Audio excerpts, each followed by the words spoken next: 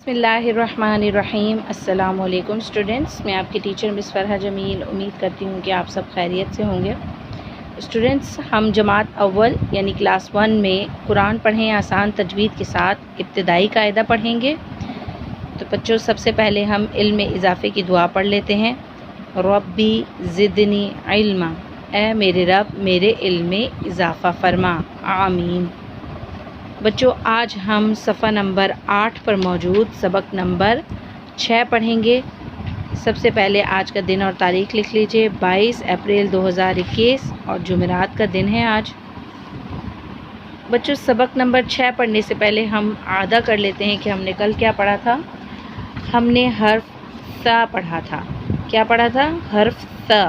اس حرف کا نام ث ہے۔ اس کی آواز زبر کے ساتھ ث، زیر کے ساتھ سی اور پیش کے ساتھ سو ہے۔ ث ثمر پھل، ث ثمر پھل۔ بچوں، اس کا مخرج کیا ہے؟ مخرج کسے کہتے ہیں؟ نکلنے کی جگہ کو، یعنی کہ وہ جگہ جہاں سے کسی حرف کی آواز نکلتی ہے وہ اس کا مخرج کہلاتا ہے۔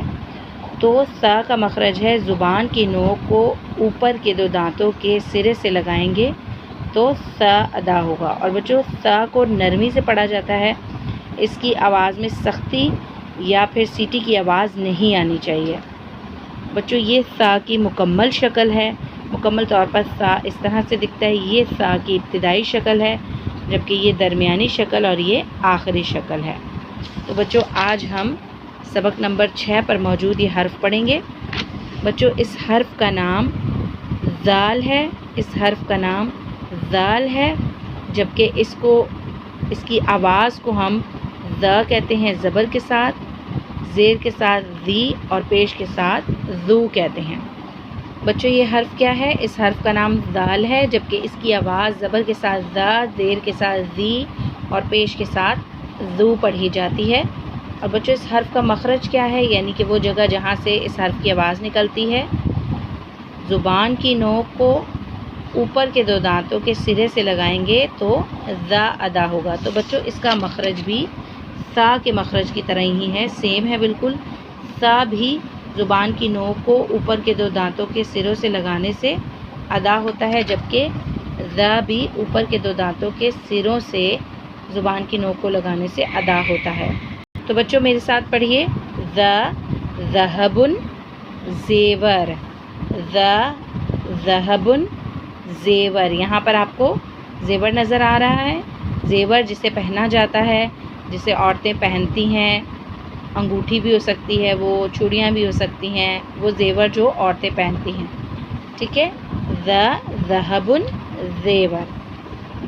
اب بچوں، ہم سرگرمی نمبر 1 دیکھ لیتے ہیں۔ سرگرمی نمبر 1 میں موجود ذ کی مکمل شکل دی گئی ہے۔ بچوں، اسے ذ کی مکمل شکل کہتے ہیں۔ یہ ذ کی مکمل شکل ہے۔ مکمل طور پر ذ اس طرح سے دکھتا ہے۔ اور بچوں، یہ ذ کی درمیانی اور آخری شکل ہے، اور یہ ذ کی مکمل شکل بھی ہے اور ابتدائی شکل بھی ہے۔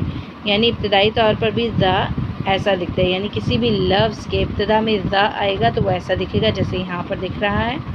تو یہ ذ کی مکمل شکل بھی ہے اور ابتدائی شکل بھی ہے۔ اور جبکہ کسی بھی لفظ کے درمیان میں ذ آئے گا تو وہ اس طرح سے دکھے گا۔ تو یہ ذ کی درمیانی شکل بھی ہے، اور جبکہ کسی بھی لفظ کے آخر میں ذ آئے گا تو وہ اسی طرح سے دکھے گا۔ یہ ذ کی آخری شکل بھی ہے۔ اب بچوں، یہاں پر ریویژن کے طور پر ث کی ابتدائی شکل اور درمیانی شکل دی گئی ہے۔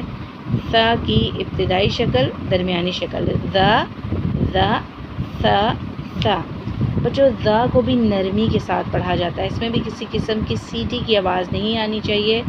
سیٹی کی آواز لانے سے اس پڑھنے کے معنی تبدیل ہو جاتے ہیں اور اس سے گناہ بھی ملتا ہے، اس لیے سیٹی کی آواز یہاں پر نہیں آنی چاہیے۔ سختی کے ساتھ نہیں بلکہ اسے نرمی کے ساتھ پڑھنا ہے۔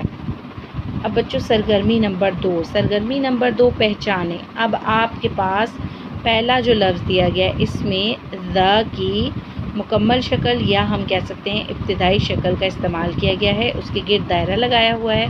اب آپ مزید اگلے الفاظ میں دیکھیں گے کہ ذ اور ث کہاں لکھا گیا ہے، تو اس کے گرد آپ نے دائرہ لگانا ہے۔